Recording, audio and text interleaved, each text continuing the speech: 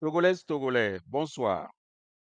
Je m'appelle Joseph Takeli. J'ai été chargé de faire cette communication à l'endroit des combattants togolais et à l'endroit de la diaspora au sujet des 119 enseignants licenciés dans la fonction publique, de la fonction radiés de la fonction publique. En effet, il y a 2 ans, 119 des 26 000 enseignants en grève ont été licenciés purement et simplement et sans ménagement, sans justification et même dans une brutalité inhumaine. En effet, euh, euh, M. Toyou Joseph a été emprisonné, M. Bayamna de Torga a été emprisonné, M. Mohamed Kwasikan Kwasi a été emprisonné dans cette affaire. Et à leur libération, donc, le gouvernement, hein, M. Gilbert Bawara et Doji Kokoroko, ont licencié purement et simplement des gens, des parents, des mères de famille, des pères de famille. Ils les ont licenciés purement et simplement.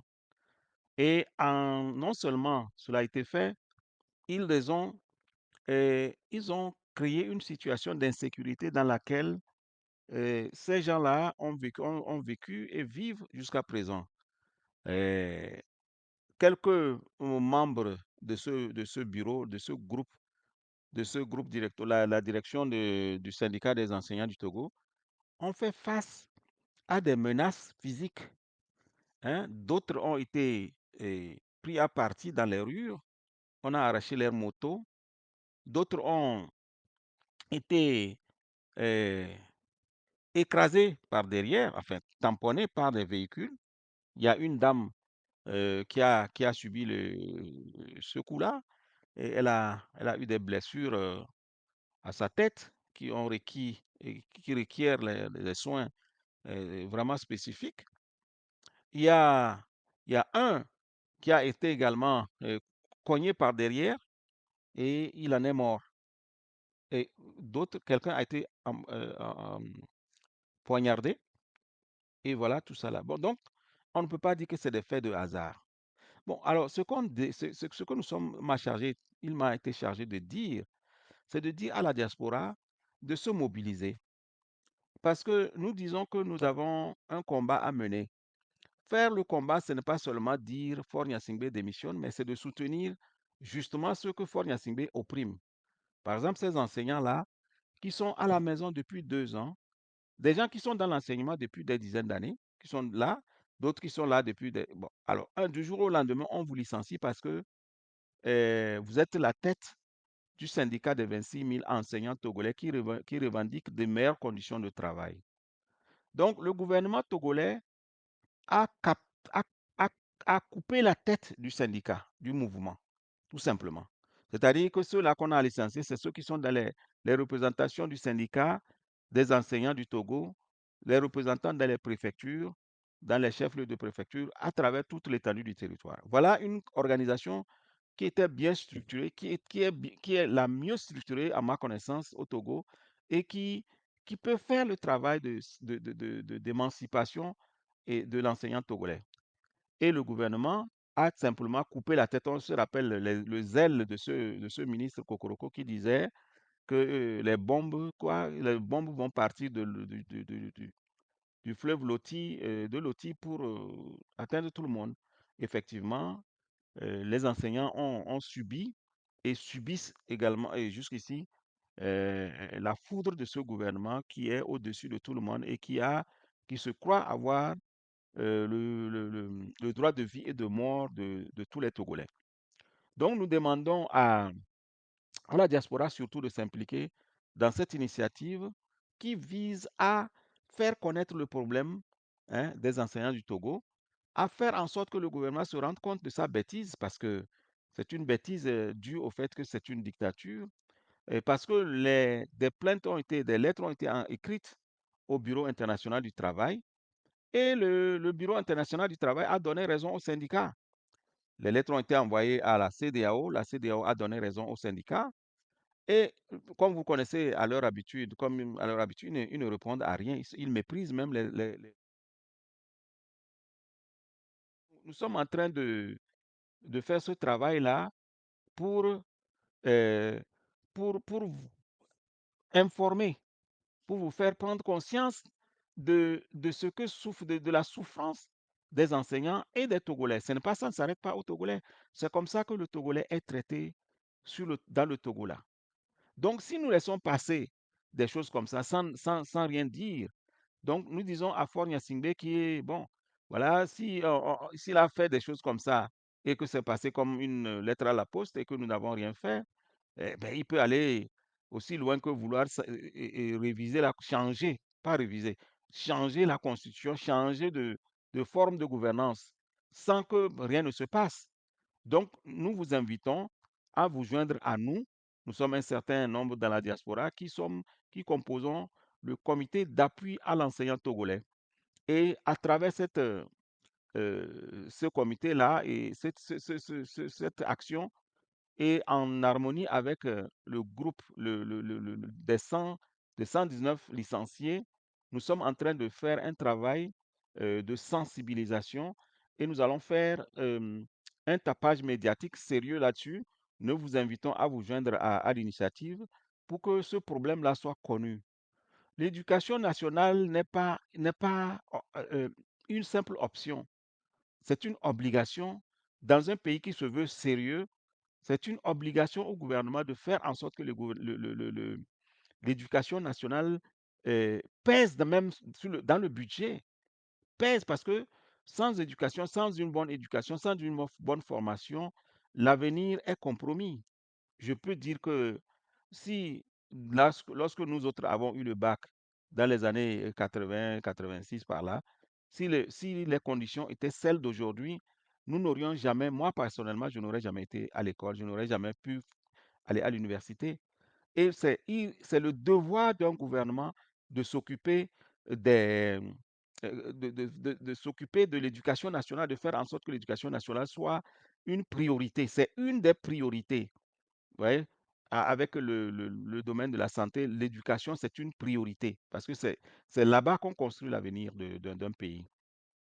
Bon, donc, nous vous invitons à vous pencher sérieusement sur la question. Quelqu'un me disait aujourd'hui, quelqu'un disait, oui, quelque part, que en Russie, les enseignants sont considérés, c'est-à-dire que c'est les plus payés. Parce qu'on doit mettre l'enseignant dans les conditions où il peut éduquer l'avenir du pays, il peut éduquer la jeunesse pour que le pays puisse espérer se développer et décoller un jour ou bien continuer par se développer. Mais si on prend l'argent, on met dans les paradis fiscaux, on investit à l'étranger, on corrompt l'international pour paraître comme les meilleurs dirigeants, alors qu'à l'intérieur, on n'a même pas les écoles. On n'a pas les gens, les enfants sont dans des conditions, vivent dans des travaillent et vont à l'école dans des conditions pénibles. Dans certains cas, on a vu des murs, hein, des murs de bâtiments délabrés tomber sur les enfants au Togo. Est-ce que ceci-là, est-ce que nous pouvons nous taire, chers compatriotes? Donc, cette initiative vise à vous mettre devant vos responsabilités, surtout membres de la diaspora. Et vous connaissez le rôle des diasporas partout, le rôle que la diaspora peut jouer dans un pays. Donc, nous lançons cet appel-là, hein, pour que vous vous penchiez sérieusement sur la question des enseignants licenciés et que nous puissions faire quelque chose parce que ça ne doit pas, ce n'est pas acceptable. Nous ne pouvons pas accepter que 119 personnes, des pères, des mères, soient licenciées sans que rien ne se fasse, rien ne se dise. Ce n'est pas acceptable, vous voyez.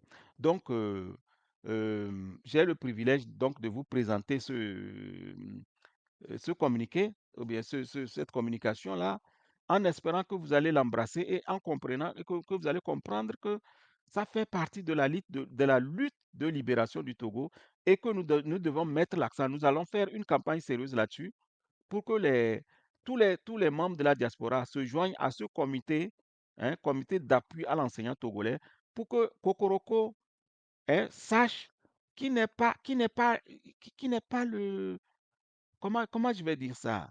Il n'a pas le droit de traiter l'enseignant comme il l'a fait. Ce n'est pas acceptable. Je me rappelle le doyen Kodjo de la FASEG à l'époque.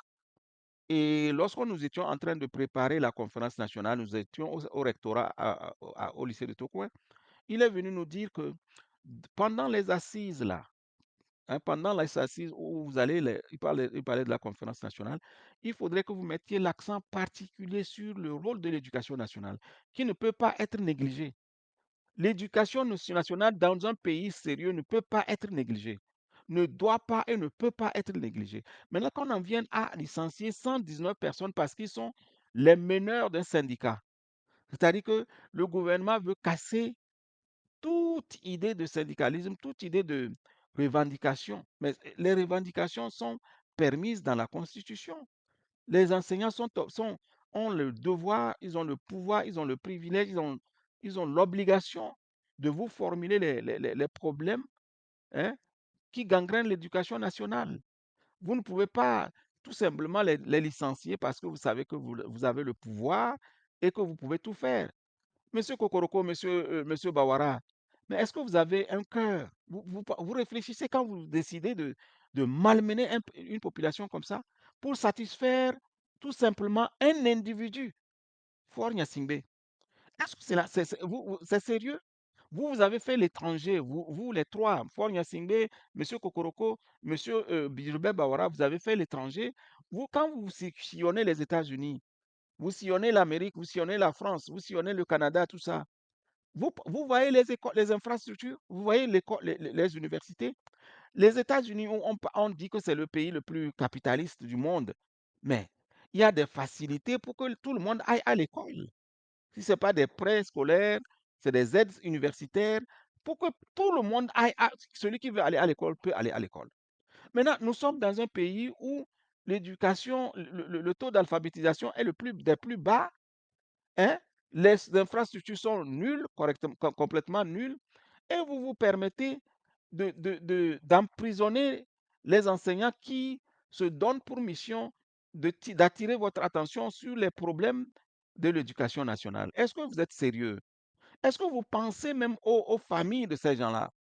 Mais vous avez les moyens de circuler, d'investir partout dans les paradis fiscaux et tout ça là. Mais le minimum que les enseignants vous demandent, mais si vous ne pouvez pas satisfaire, pourquoi vous les emprisonnez? Pourquoi vous les radiez de la fonction publique? Nous n'allons pas laisser ceci passer. Nous ne pouvons pas laisser passer ceci là. Je vais vous donner un témoignage. En 1991, j'ai été reçu par le président Eyadema. J'ai posé le problème de l'éducation nationale et M. Eyadema m'a dit: Mon fils, vous savez, les institutions de Bretton Woods, la Banque mondiale et le Fonds monétaire international nous imposent de nous désengager de l'éducation nationale, de la santé et des domaines sociaux. Mais au moins, il avait eu le courage ou bien la hauteur de me dire qu'en réalité, rien ne dépend d'eux parce que le Fonds monétaire international impose des choses qui ne sont pas, qui sont difficiles à tenir. Mais au moins, je peux dire qu'Edema avait au moins la hauteur de me dire, de dire, nous étions un certain nombre, nous étions une vingtaine d'étudiants là-bas, de nous dire que ben, vraiment le problème n'est pas facile. Et je crois que c'est vrai, parce que si c'était avant les institutions de Bretton Woods, nous avions le restaurant universitaire fonctionnait, les bus pour transporter les étudiants, ça fonctionnait, la scolarité était abordable, mais mais tout allait bien.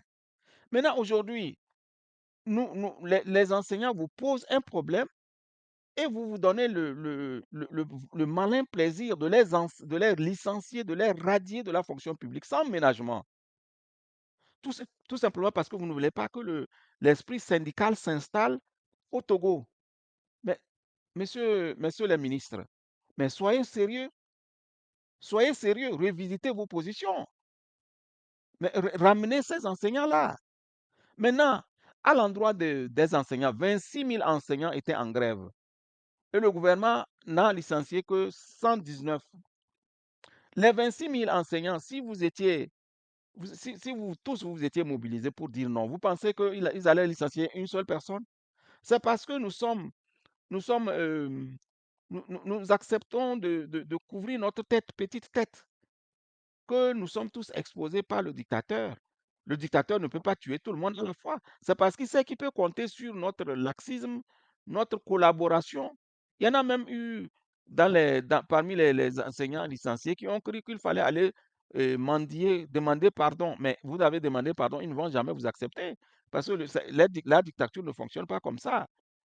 Une fois qu'elle vous a catalogué, vous n'êtes pas, vous n'avez pas de chance. Il faut simplement être solidaire ensemble et faire le combat.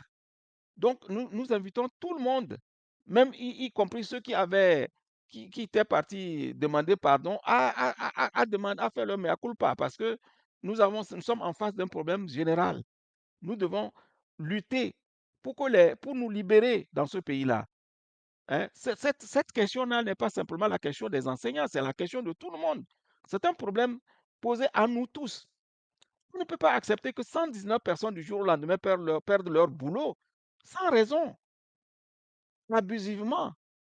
Et malgré les appels des institutions internationales auxquelles le Togo a souscrit, mais que le gouvernement ne bouge pas, pense qu'il est le Dieu le Père sur terre.